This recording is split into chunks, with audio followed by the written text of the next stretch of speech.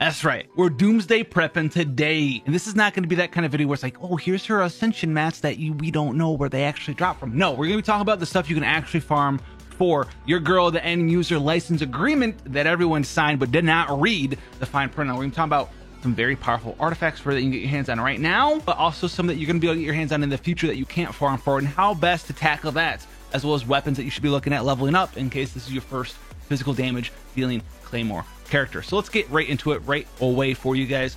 And user license agreement, we know she does a bunch of physical damage. She does a little bit of cryo, but physical is really her mainstay. Now, this is the set that you're gonna be using, not the Blizzard Strayer set. No, sir, not today. So Bloodstain set is a very powerful set for you guys to get your hands on. You don't need a full 4-piece of it, but you do need 2 pieces of it if you are going to use this. That's because the new set, we talked about that, right? 1.5, getting that physical damage buff to physical characters. This is part of the reason why. The 2-piece with this goes with 2 pieces of the new set, or you can get 4 pieces of the new set. The 4-piece set of the new set has the same 2-piece, physical damage 25%. So if you wear both of them together, 50% physical damage. The only thing that the full 4 pieces of the new set does is it has the stacking thing. So the 2-piece is 25%, and then after using elemental skill, just like the witches set in the game, after using elemental skill, you get a 6% attack percent buff, right?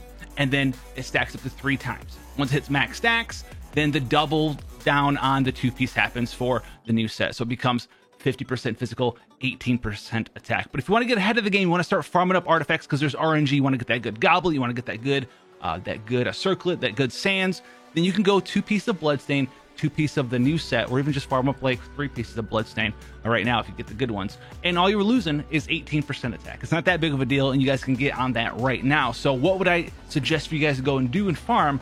What you're looking for, guys, number 1, physical damage goblet. It can be anything that you want, okay? If you're farming artifact sets up for this character, which you can because there's a good one in the game right now, physical damage goblet can be anything. If it winds up being a Bloodstained goblet, awesome. That's going to be awesome for you because that allows you leeway with your circlet later on as well. But if you get a really good rolled physical damage goblet and it's got crit rate, it's got crit damage, it's got attack percent on the substats, then that's going to be your baby, and that's something that you guys can get right now in Genshin. That's going to actually help you out when this character does indeed come out in 1.5. The other 2 important things that you guys can get your hands on right now is the circlet and the sands. All right, so basically these 3 ones right here that have different main stats that can roll main stat rolls, get these ones for yourself because this is going to be very powerful. Because if you want that new set, that new 2-piece, you can get a flower, you can get a feather, you can get some good substats, you can level them up to 16, level them up to 20, and you're going to be good to go because you're going to have that goblet ready to go. You've been farming up Bloodstain, you got that goblet, you got the circlet, the crit chance main stat circlet is probably what you guys are going to be using out there. We'll talk about that. But basically, TLDR, if you're going to be wearing a crit chance weapon, then go for a crit damage circlet. If you're not wearing a crit chance weapon, then go for a crit chance circlet, unless you guys have a ton of crit chance substat rolls. So like maybe you get a sands, that's attack percent sands, and that rolls like 20 crit chance, right? And your goblet rolls like 10 crit chance.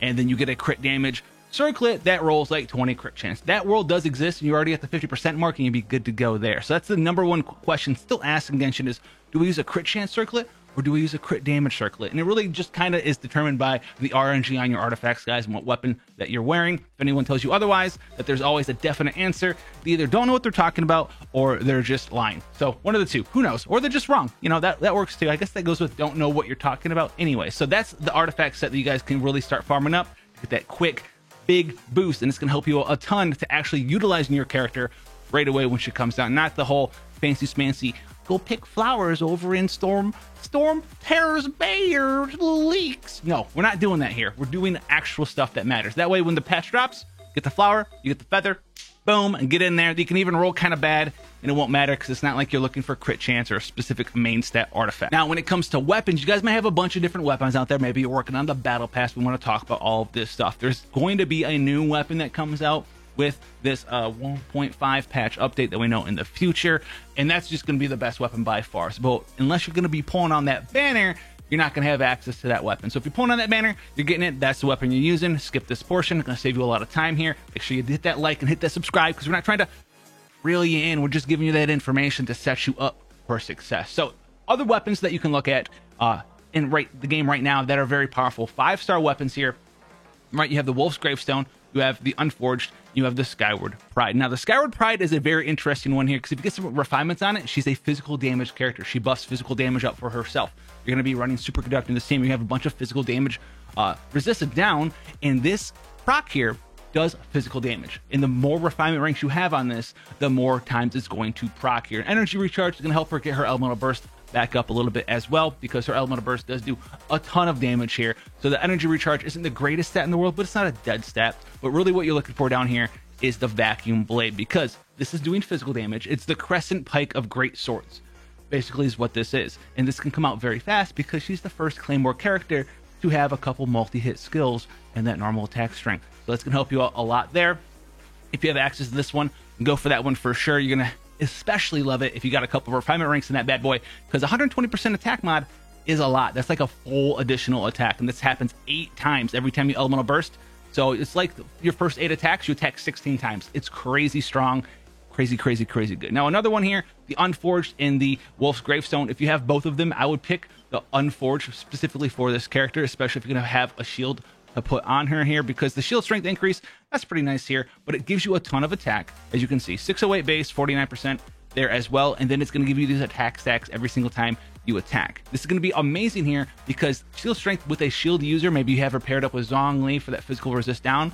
Zhongli's shield, it needs to last that full duration, and what she does do is she gives herself defense up as part of her elemental skill. So you're going to have shield strength increase, you're gonna have defense up on her, and the shield's gonna last a very long time. You're gonna have this attack buff up for a very long time as well. You're gonna be able to get this off very quickly because, like I said, she attacks multiple times with some of her attacks in her attack string. So that's gonna be good there. If you don't have that, Wolf's Gravestone, still fantastic, still good, right? It will give you less attack than the Unforged until someone is sub 30% HP, and then it will give you more attack than the Unforged at equal refinement rank. So keep that in mind as well, right? This one helps you live a little bit and gives you more attack as you're defeating the boss fresh from the box, and this helps you finish the boss off a little bit faster there as well. So those are the 5-star weapons that we really need to talk about there. Like we talked about the first one, that new one coming out, that's something that's not available to you right now. Now, 4-star weapons, what are you doing for 4-star weapons? There's really 2 weapons that you really should be thinking about here, and no, it's not the Snow-Tuned Star Silver. It's going to be the Battle Pass weapon. If you are going to have a Battle Pass weapon available to you, you don't have any of these 5-star weapons, Serpent Spine is going to be insanely good for her. It's going to be really good, especially with some refinement ranks. Okay, so she's a pretty fast character as far as a Claymore character goes, right? You put her in that team with a shield Diona for that second cryo character, so she gets bonus crit rate from double resonance. Maybe you put her with Zhongli, like we're saying. She's got these barriers. Serpent Spine makes it easier to build, crit chance weapon, and has a very strong effect. You can get additional bonus damage if you have max refinement ranks. It goes all the way up to 50% additional damage to everything. So her physical damage and a little bit of cryo damage that she does, going to add to all of it. For normal attacks, for elemental burst, elemental skill, everything. It's going to be a very good weapon for you guys out there. Now, if you don't have access to this one, you're not buying a battle pass, you're a free-to-play player, by the way. Snow-Tuned Star Silver is good. If you've invested in it, go for it. It's okay. Finish it off. It's a fine weapon. But really, what you need to be doing is you need to take yourself right on over to the blacksmith. That's right. Head right on down here and craft yourself the prototype Archaic. It beats out the Snow-Tuned Star Silver especially. I know, she's a cryo character, yada, yada, yada. The proc is good and stuff.